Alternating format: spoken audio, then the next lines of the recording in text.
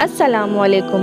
حضرت آدم علیہ السلام کی پیدائش اور حضرت آدم علیہ السلام اور اماں حوا رضی اللہ تعالیٰ عنہ کی شادی کیسے ہوئی، آج اس ویڈیو میں ہم آپ کو بتانے والے ہیں۔ تو چلیے شروع کرتے ہیں ویڈیو کو۔ جب اللہ کا ارادہ حضرت آدم علیہ السلام کو خلیفہ بنانے کا ہوا، تب حضرت اسرائیل علیہ السلام کو حکم ہوا کہ زمین سے ہر ایک قسم کی یعنی لال، سفید اور کالی مٹی صرف ایک مٹھی میں لائے۔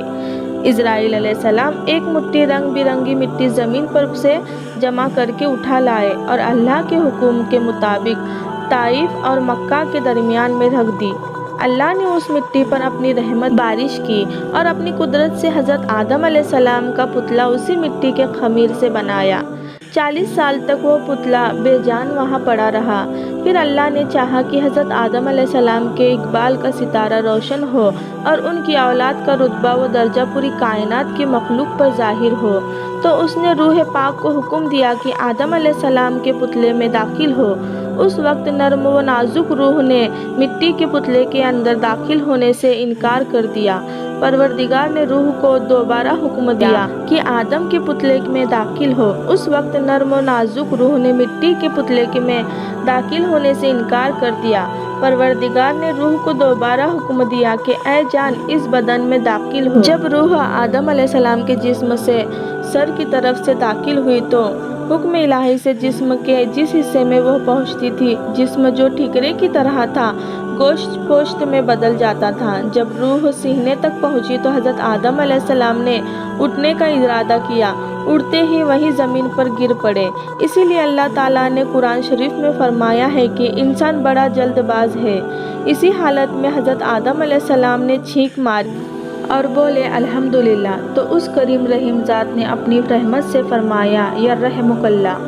حضرت آدم علیہ السلام کے ساتھ سب سے پہلے اللہ کی یہی رحمت نازل ہوئی۔ اس کے بعد ایک فرشتہ اللہ کے حکم سے جنت سے ایک سجا سجایا جوڑا لایا، انہوں نے پہنایا اور عزت اور عظمت بڑھائی پر بٹھایا۔ کہا جاتا ہے کہ آدم علیہ السلام کی پیدائش کے وقت آپس میں فرشتے کہتے تھے کہ جس کو اللہ تعالیٰ مٹی سے پیدا کر کے خلیفہ بنائے گا تو وہ ہم سے زیادہ اس کے نزدیک قریب اور پیارا نہ ہوگا، اس لیے کہ ہم اللہ کے دربار میں دن رات رہتے ہیں، ہمارے پاس اس خلیفہ سے کئی زیادہ علم ہے، اسی لیے ہم اس سے بڑے ہوئے ہیں۔ لیکن اللہ کو تو آدم علیہ السلام کو برتری دینی تھی، اس نے انہیں چیزوں کے نام بتا دیے اور حکم دیا کہ فرشتوں کو خبر دو کہ اگر وہ سچے ہیں تو چیزوں کے نام بتائے۔ فرشتے جواب میں کچھ نہ بتا سکے، اپنی غلطی مان کر بولے اے اللہ تو پاک ہے، ہمارے پاس تو تیرا ہی دیا ہوا علم ہے، سکھایا علم ہے، اس کے علاوہ کچھ بھی نہیں ہے۔ تب اللہ تعالیٰ نے حضرت آدم علیہ السلام سے کہا کہ تم چیزوں کے نام بتاؤ۔ اللہ کے بتائے ہوئے علم کے مطابق حضرت آدم علیہ السلام نے نام بتا دی۔ اللہ تعالیٰ نے حضرت آدم علیہ السلام کو فرشتوں کے مقابلے میں زیادہ عزت و بزرگی بخشی۔ پھر اللہ نے فرشتوں کو جو آدم علیہ السلام کے چاروں طرف لائنوں میں آدم علیہ السلام کے ساتھ کھڑے تھے، حکم دیا کہ آدم علیہ السلام کو سجدہ کرو۔ اللہ کے حکم پا کر فرشتے نے بلا کچھ کہے سنے حضرت آدم علیہ السلام کو سجدہ کیا، مگر ابلیس نے ایسا کرنے سے انکار کر دیا۔ لعنت ہو اس پر، بولا میں آدم علیہ السلام سے بہتر ہوں، اس لیے کہ تو نے مجھے آگ سے پیدا کیا ہے اور آدم علیہ السلام کو مٹی سے پیدا کیا ہے۔ یہ اللہ کے حکم کی نافرمانی تھی، اللہ نے اسے اپنے دربار سے نکال دیا اور ہمیشہ کے لیے اس پر لعنت ڈال دی۔ اس کے بعد حضرت آدم علیہ السلام جنت میں رہنے لگے۔ پھر ان کا جی چاہا کہ کوئی ان کا ساتھی ہو جو ساتھ رہ سکے، ان پر خوف کی سی حالت پیدا ہو گئی۔ اسی بیچ اللہ نے اپنی قدرت سے حضرت آدم علیہ السلام کے پہلو سے حضرت حوا رضی اللہ تعالیٰ عنہ کو پیدا فرما دیا۔ حضرت آدم علیہ السلام جاگے تو دیکھا کہ ایک پاک صاف عورت ان کے پاس بیٹھی ہے۔ انہیں دیکھ کر وہ بہت خوش ہوئے، پوچھا تم کون ہو؟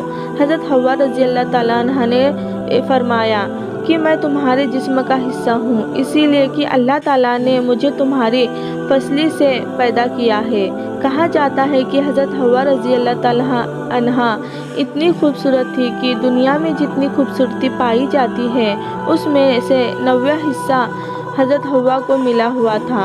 और 10 हिस्से में पूरी दुनिया थी। हज़रत हव्वा रज़ी अल्लाह ताला अन्हा को देखकर हज़रत आदम अलैहिस्सलाम बहुत खुश हुए, सजदे में गिर पड़े और अल्लाह का शुक्र बजा लाए। फिर अल्लाह ने अर्श उठाने वालों और आसमान के वासियों के सामने इन दोनों का निकाह किया और हुक्म किया कि ऐ आदम व हव्वा, तुम दोनों इस जन्नत में रहो और जन्नत के तमाम मेवे खाओ।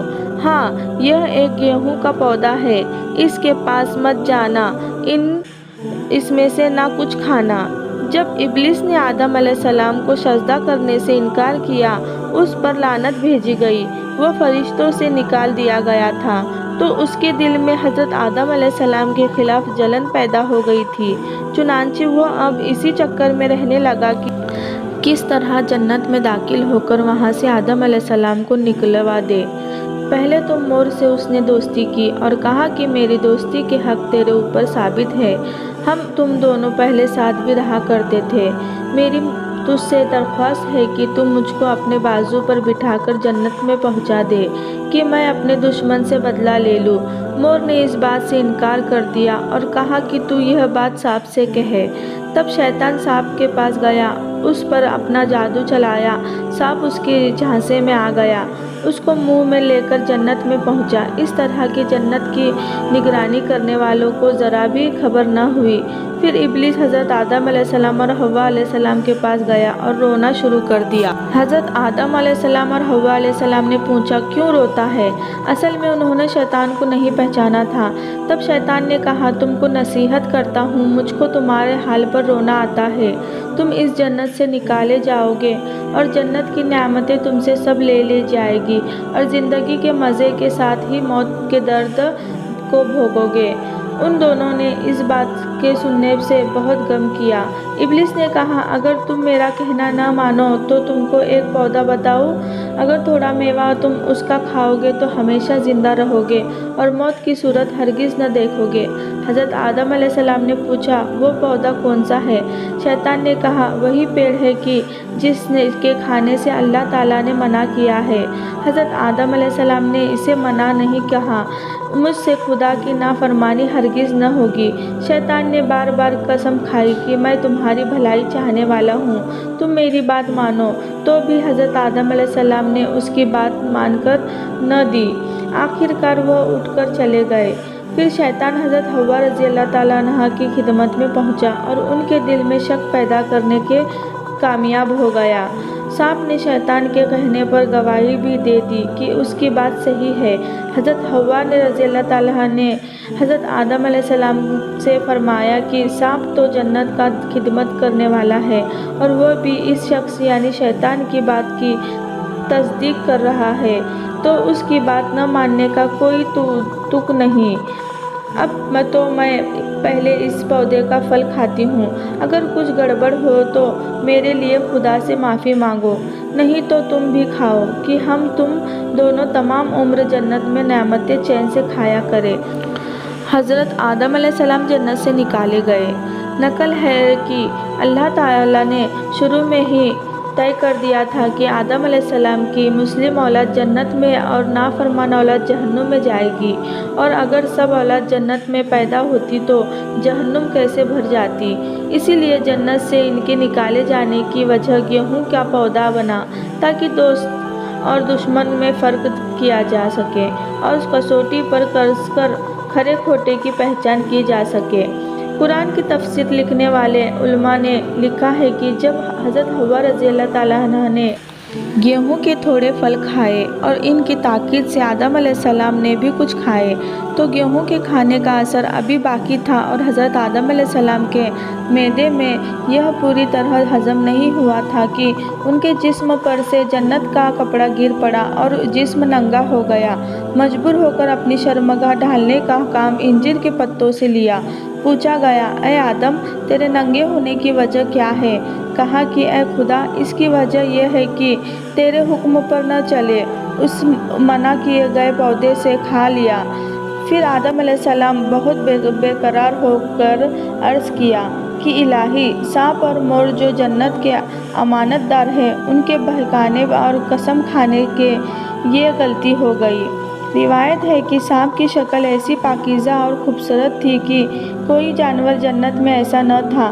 اللہ تعالیٰ نے اس کے جرم کی وجہ سے اس کی صورت بگاڑ دیا۔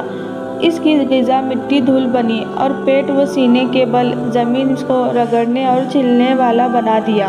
حضرت حوا رضی اللہ تعالیٰ عنہا اور ان کی بیٹیوں کو یہ سزا ملی کہ انہیں جلنے کا درد ملا، حیض کی گندگی ملی، خاوندوں کے حکم میں رہنا نصیب ہوا، تابعداری کرنا فرض ٹھہرا، پھر دونوں جدا کر دیے گئے۔ ان دونوں کو گناہوں کو مشہور کر دیا گیا، ان کی قسمت میں رنج و دکھ، محنت و مشقت اٹھانا لکھ دیا گیا۔ مور کو بھی سزا دی گئی، اس کی شکل بدل گئی، چنانچہ پاؤں تو بدصورت ہو گئے۔ پھر دونوں کو حکم ہوا کہ دونوں جنت سے زمین کی طرف نکل جاؤ اور آپس میں تم سب ایک دوسرے کے دشمن ہو۔ بس آدم علیہ السلام اور حوا علیہ السلام، شیطان، سانپ اور مور جنت سے دنیا میں بڑی ذلت و رسوائی کے ساتھ پہنچے۔ روایت میں آتا ہے کہ آدم علیہ السلام سرادیپ میں، حوا رضی اللہ تعالیٰ عنہ جدہ میں، شیطان سجستان میں، سانپ افہان میں اور مور کابل میں اترے، اور قیامت تک ابلیس اور آدم کی اولاد دشمنی چلتی رہے گی۔ کہتے ہیں کہ حضرت آدم علیہ السلام نے 40 دن نہ کھانا کھایا نہ پانی پیا۔ حضرت حوا رضی اللہ تعالیٰ عنہا کی جدائی کا جو غم تھا وہ الگ۔ اسی طرح 300 سال گزر گئے، روتے رہے، معافی کی دعا کرتے رہے۔ اللہ تعالیٰ کی رحمت کو جوش آیا، انہوں نے آدم علیہ السلام کو معافی مانگنے کا طریقہ بتایا۔ جب حضرت آدم علیہ السلام نے باقاعدہ معافی مانگی تو حضرت جبرائیل علیہ السلام آئے، انہوں نے خوشخبری دی کہ اللہ تعالیٰ نے آپ کا جرم معاف کر دیا۔ یہ سن کر حضرت بہت خوش ہوئے، سکھ چین نصیب ہوا۔ پھر اللہ کے حکم کے مطابق 3 روزے 13ویں، 14ویں، 15ویں کے رکھے تو ان کا جسم گناہ کی مصیبت اور رنج دکھ سے کالا پڑ گیا تھا، ان روزوں کی برکت سے صاف روشن ہو گیا۔ دعا اور روزے کے بیان کا مطلب یہ ہے کہ جب اللہ تعالیٰ نے حضرت آدم علیہ السلام کا گناہ اس دعا کی برکت سے معاف کر دیا اور ان تینوں روزوں کے اثر سے ان کے مبارک جسم کو روشن کیا، تو اگر آدم علیہ السلام کی اولاد اس دعا کو مانگے گی اور ان تینوں روزوں کی ہر مہینے میں عادت رکھے گی تو امید ہے کہ حضرت آدم علیہ السلام کی طرح اس کے گناہ بھی معاف ہو جائیں گے۔ اس طرح اس کا دل جو گناہ کی مصیبت سے سیاہ پڑ گیا تھا روشن پاک ہو جائے گا۔ اس کے بعد آدم علیہ السلام کو حکم ہوا کہ خانہ کعبہ کی نیو رکھے۔ حضرت آدم علیہ السلام نے جبرائیل علیہ السلام کے سکھائے گئے مطابق اور فرشتوں کی مدد سے کعبہ کی بنیاد رکھی اور حجر اسود، کالا پتھر جو وہ اپنے ساتھ جنت سے لائے تھے، کعبے میں ایک طرف کو جمایا۔ کعبہ کی عمارت پورا کر لینے کے بعد جبرائیل علیہ السلام نے حج اور طواف کا طریقہ بتلایا۔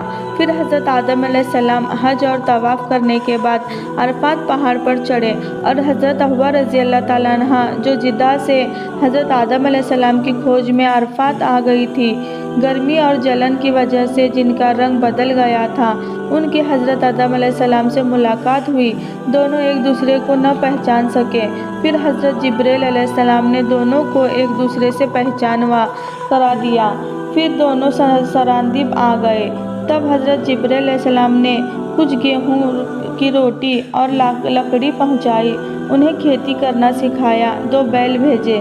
حضرت آدم علیہ السلام محنت اور مشقت سے زندگی بسر کرنے لگے۔ ویڈیو اچھی لگی تو پلیز ہمارے چینل کو سبسکرائب ضرور کیجیے۔ اللہ حافظ۔